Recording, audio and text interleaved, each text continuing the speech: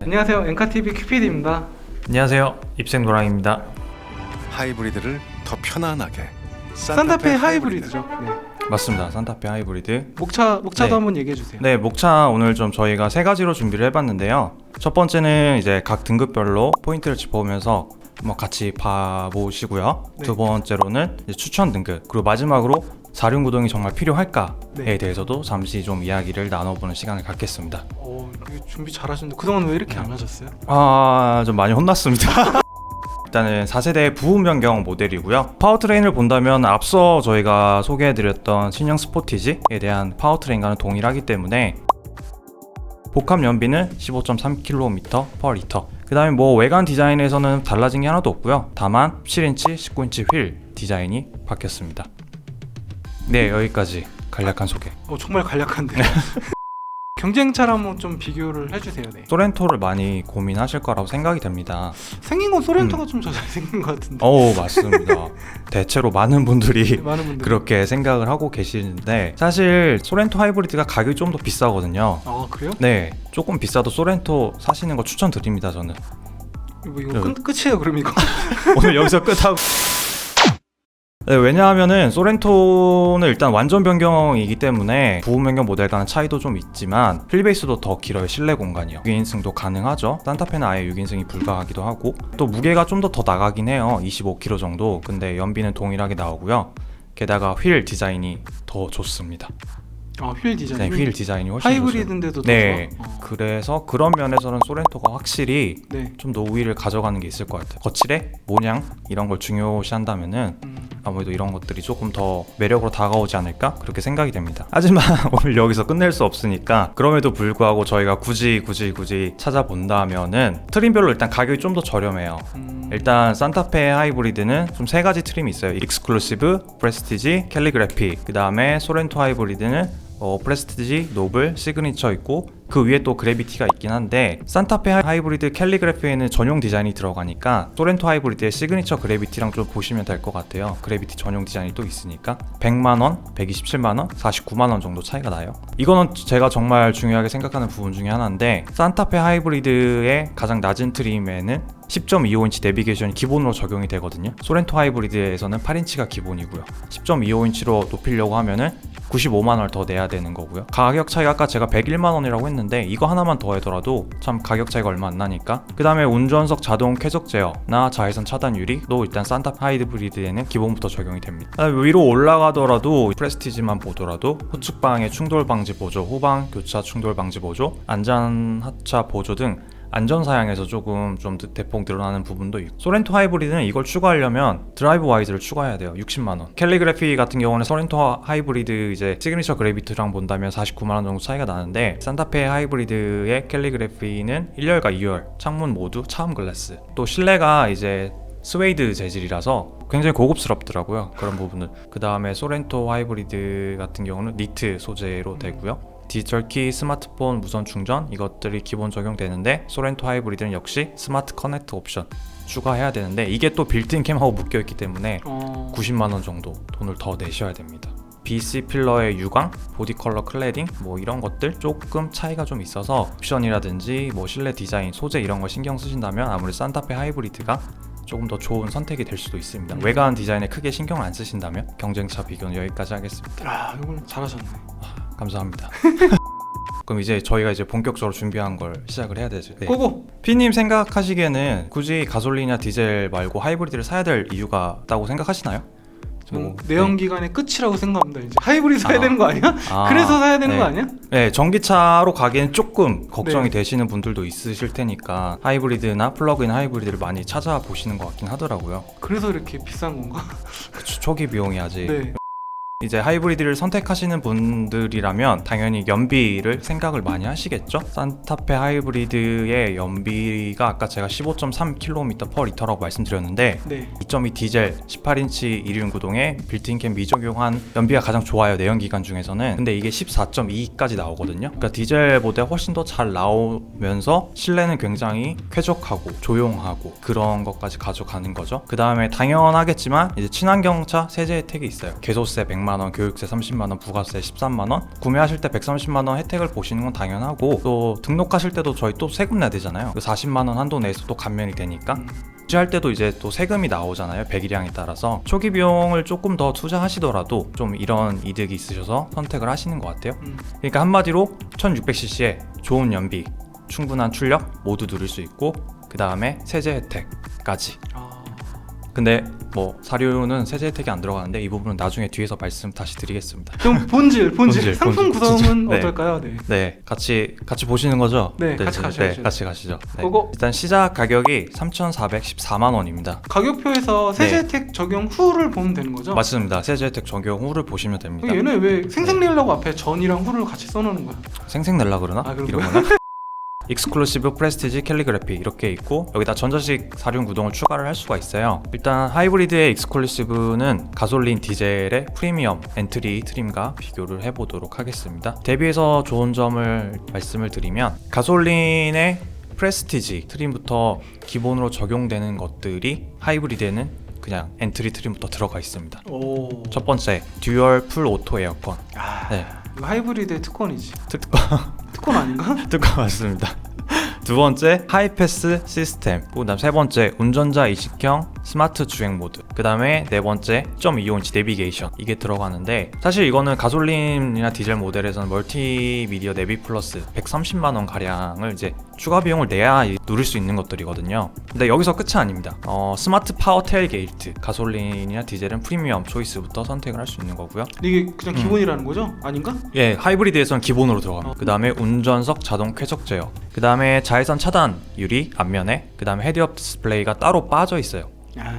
그러니까 이게 따로 빠져 있다는 말이 네. 기본 적용은 아닌데 가솔린이나 디젤은 플래티넘 1에 포함되어 있기 때문에 헤드업 디스플레이를 하고 싶으면 다른 것도 다 같이 사야 되는데 이건 HUD만 따로 이제 추가를 할 수 있다는 얘기. 그 다음에 레인 센서, 가솔린에서는 플래티넘 1을 선택을 하셔야 돼요. 혹은 캘리그래피부터 적용이 되는 부분이고요. 가솔린 디젤 모델의 선택 품목으로 추가해야 될 멀티미디어 내비 플러스에 포함되는 옵션이 기본으로 적용되고 거기다가 스마트 파워 테일게이트, 그 다음에 레인 센서도 같이 넣어준 셈이죠. 뭐 이렇게 보더라도 439만 원을 이렇게 상세하는 그런 가격은 아니지만 이런 옵션들을 엔트리부터 누릴 수 있다는 거 큰 장점인 것 같습니다. 이 정도면 좀 쓸만하지 않나요? 완전 좋은데? 가성비 괜찮은 것 같아요. 가성비 네. 익스클루시브만 사도 될 것 같은데? 그쵸? 그럼 여기서 끝낼까요? 안 되지, 그거는 해야지. 근데 좀 아쉬운 게 좀 있어요. 뭐가 아쉽냐면은 가솔린 디젤 모델의 18인치 휠은 괜찮아 보이더라고요, 생각보다. 근데 하이브리드에 기본으로 적용되는 17인치 휠은 좀 이상하게 생겼더라고요. 그래서 좀 휠 말고 좀 기본 엔트리 트림에서 좀 아쉬운 게 있을까? 이것도 한번 찾아봤어요. 첫 번째, 19인치 휠 추가할 수가 없습니다. 이게 아예 안 돼요? 네, 아예 안 됩니다. 17인치 고정입니다. 왜냐하면은 이게 디자인 플러스 2라는 선택 품목을 해야 19인치로 늘릴 수 있는데 중간 등급인 프레스티지부터 추가를 할 수 있습니다. 이건 괜찮은 것 같아요. 어차피 하이브리드 차가 연비 생각하면 연비입니다. 뭐 네. 양보 가능합니다. 양보.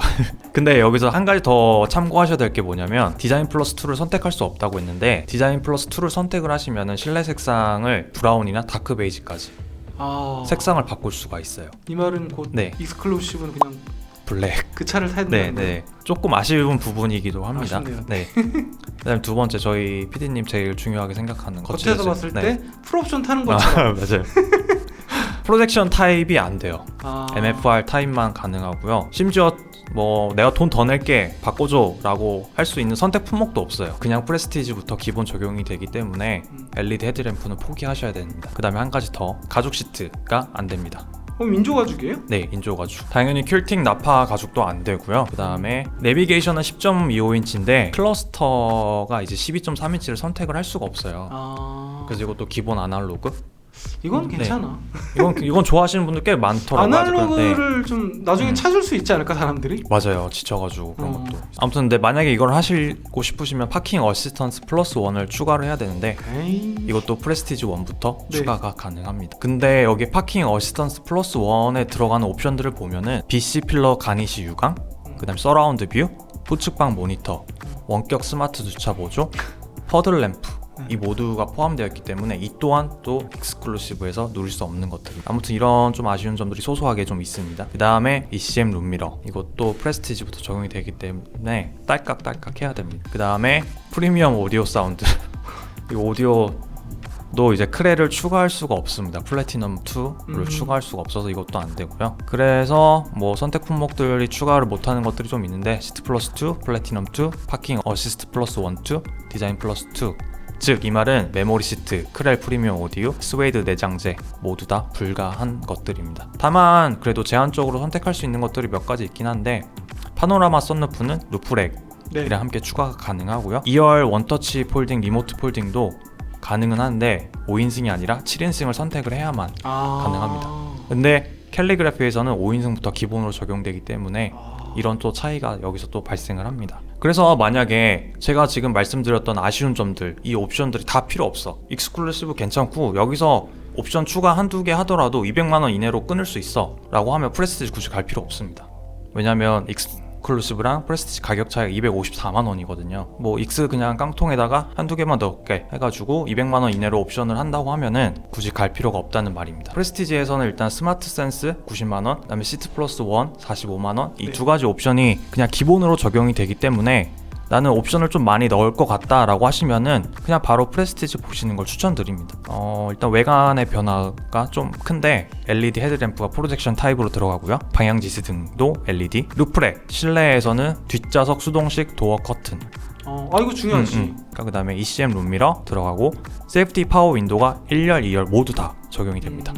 아까 선택할 수 없었던 파킹 어시스트 플러스 1, 그 다음에 플래티넘 2, 시트 플러스 2, 디자인 플러스 2 모두 다 추가가 가능하기 때문에 선택할 수 있는 옵션도 더 늘어나는 거죠. 일단은 프레스티지는 좀 깔고 봐야 되겠는데? 그죠? 그렇죠. 근데 익스클루시브도 괜찮긴 한데 옵션이 난 정말 필요 없다라고 하시면은 괜찮지만 그게 아니라고 하면은 프레스티지를 바로 가시는 것도 좀 추천을 드려요. 프레스티지 괜찮네 하고 여기다 썬루프 하나 하고 그 다음에 뭐 파킹 어시스트 플러스 1 혹은 뭐 디자인 플러스 해가지고 휠 바꾸겠다 4,100만원 이내로 이제 끊으셔도 되고 아니면 이 중에서 뭐 옵션 한 가지만 더 해가지고 4천만원 이내로 하는 것도 괜찮을 것 같아요. 산타페를 4천만원 이상 주고 산다고 하면은 아직까지 좀 약간 오버페이? 아까 나 혼자 몰래 계산했거든요. 프레스티지에서 한번 내가 원하는 거 넣어볼까 했는데 4천만원에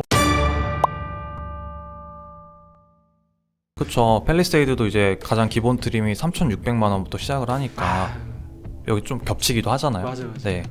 그럼 여기서 진짜 끝낼까요? 프레스티지까지. 아직 하나 안 본 거 있잖아요. 그래도 뭐 캘리에서만 누릴 수 있는 것도 있으니까 프레스티지에서 옵션 이것저것 추가할 때 옵션 가격이 만약에 400만원 이상을 넘어간다면 바로 고민하지 마시고 그냥 바로 캘리로 가시는 거 괜찮습니다. 왜냐하면 이제 프레스티지랑 캘리그래피 가격 차이가 460만원이 나는데 뭐 이것저것 해서 400만원 넘는다고 할 거면 그냥 캘리 가셔서 기본으로 누릴 수 있는 거 누리시고 옵션으로 나가는 거 좀 더 줄이셔도 괜찮을 것 같아요. 그러면 캘리에 뭐가 들어가는지 한번 살펴보겠습니다. 첫 번째, 전용 외관 색상과 디자인 포레스트 그레이 메탈릭 컬러.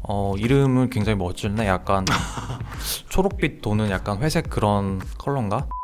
이제 라디에이터 그릴, 스키드 플레이트, 보디 컬러, 클래딩으로 약간 좀 더 고급스럽게. 그 다음에 실내도 색깔이 이제 블랙이랑 카멜, 라이트 그레이인데 모두 다 나파 가죽. 나파 가죽? 네. 촉감이 좋던데 되게? 네. 그래서 보니 디자인 플러스 2가 기본으로 적용이 되어 있더라고요. 네네. 이게 150만원 정도 되고요. 그 다음에 클러스터도 아날로그가 아니라 12.3인치 기본 적용 됐습니다.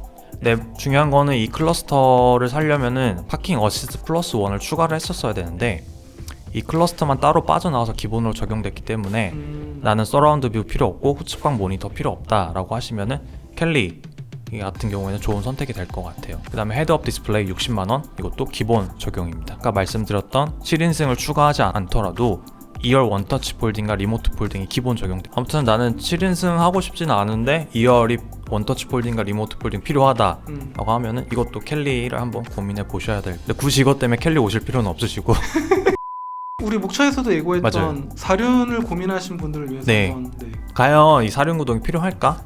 라고 많이 네네. 고민을 하실 것 같아요. 네. 판단을 하기에 앞서서 아니면 결론을 먼저 말씀드려야 되나요? 결론을 먼저 말씀 주세요. 요즘 사람들은 급해. 사륜 추가 안 해도 괜찮을 것 같아요. 안 죽어. 안 죽어? 노 걱정. 노 걱정. 물론 4륜구동이 들어가면은 이제 주행 안정성이라든지 뭐 노면이 안 좋은데 넘어갈 때 훨씬 더 이렇게 좀 잘 넘어가고 그런 것들이 있고 분명히 4륜구동이 가지는 이점이 있어요. 근데 하이브리드에서는 아무래도 이점보다는 잃는 게 더 많을 것 같다는 생각이 듭니다. 그 중에 첫 번째 이유가 바로 연비 차이입니다. 하이브리드를 선택했을 때 가장 큰 이유가 되는 연비에서 큰 이득을 가져가지 못하기 때문에 이런 부분에서는 조금 아쉽고요.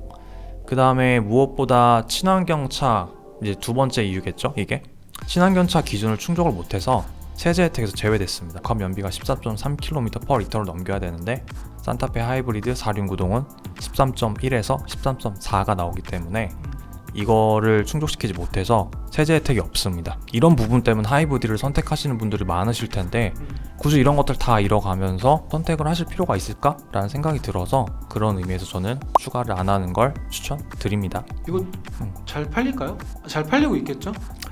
아 근데 너무 소렌토가 잘 나와서 아 그래요? 네 아마 그걸 의식하고 이렇게 좀 뭐 이것저것 기본 엔트리에 많이 넣은 것 같긴 한데 그래도 좀 소렌토에 밀리지 않을까라는 생각이 좀 듭니다. 근데 예, 근데 익스클루시브는 정말 잘 나온 것 같긴 합니다. 아 익스클루시브만 봤을 기본, 때? 네, 기본만 봤을 엔트리 때? 트림 봤을 때는 훨씬 잘 나온 것 같긴 해요. 근데 제가 만약에 산다고 했을 때 생각을 해보면 그냥 프레스티지 중간 등급에다가 뭐 썬루프라든지 뭐 한두 개 좀 더해가지고 중간 등급에 선택을 할 것 같긴 해요. 저는 조금 옵션에 좀 신경을 많이 쓰는 편이라 그런데 그런 게 신경 없으시다면 당연히 익스클루시브 강추. 네, PD님은? 저는 그래도 4천만 원 넘어갈 것 같아. 포기할 수 없는 몇 네. 가지가 있는데 네. 뭐 퍼즐램프나 이런 거 뭐 몇 가지 넣었다고 아무튼 또 저희 또 시승했으니까 또 시승기 영상 또 올라갈 거잖아요, 그렇죠? 네네네. 네, 그것도 많이 기대, 관심. 구독 네. 좋아요 꼭 부탁드리고요. 네, 구독, 오늘 좋아요. 여기까지? 네, 여기까지 하시고 조만간 또 다른 차로 네. 또 찾아뵙도록 하겠습니다. 네 끝! 안녕. 안녕.